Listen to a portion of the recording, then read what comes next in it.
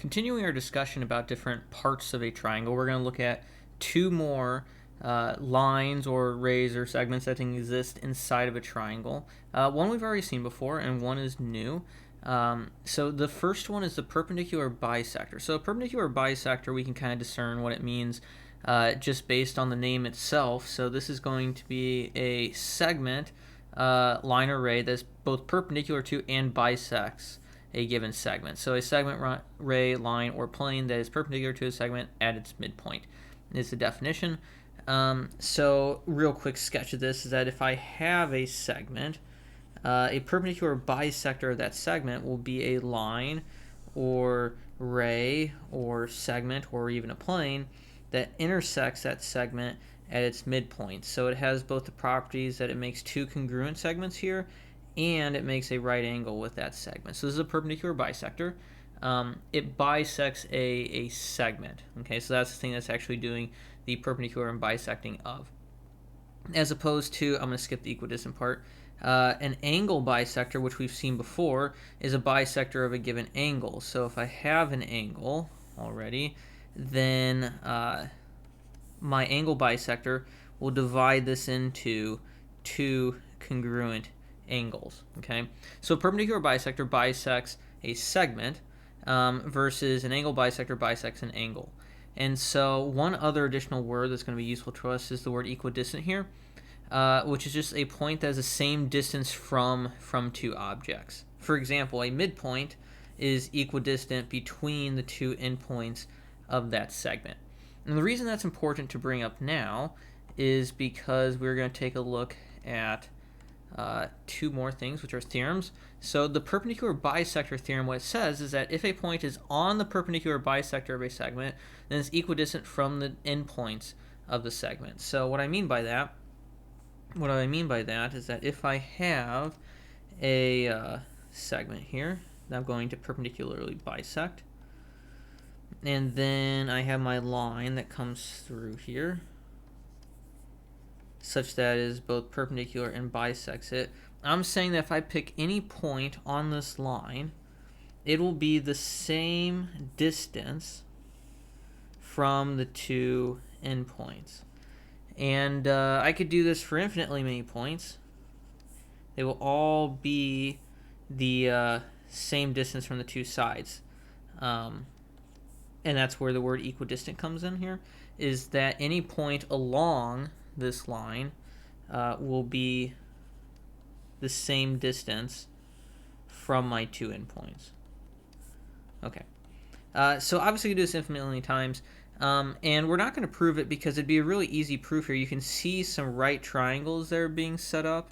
If I just mark in the perpendicular part here, you can see some triangles that are being set up that are obviously going to be congruent. And so just proving that would show that any of these segments would be congruent to each other. And when I say any of the segments, I mean the blues with the blues, the greens with the greens. Any of them will be congruent to each other because they're parts of these congruent triangles. So that's what the perpendicular bisector theorem says. And it says that any point along this perpendicular bisector will be equidistant from two sides. And then we have the converse of the perpendicular bisector with theorem that says that if a point is equidistant, so if I know that I have a segment and then I have a point out here that is the same distance from the two sides, then it has to lie on my perpendicular bisector.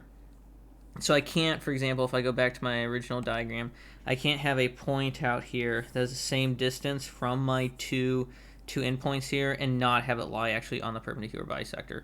So they say the same things, just one's the converse of the other. And so you could construct a biconditional statement here about the fact that points that are equidistant from the two endpoints of a segment will be on the perpendicular bisector. Okay, so that's my theorem about perpendicular bisectors, and I also have one about my angle bisectors. And it says that if a point lies on the bisector of an angle, then it is equidistant from the two sides of the angle. And so the question is, what does that mean? Well, so we have to remember what it means to be a certain distance from a given line or segment.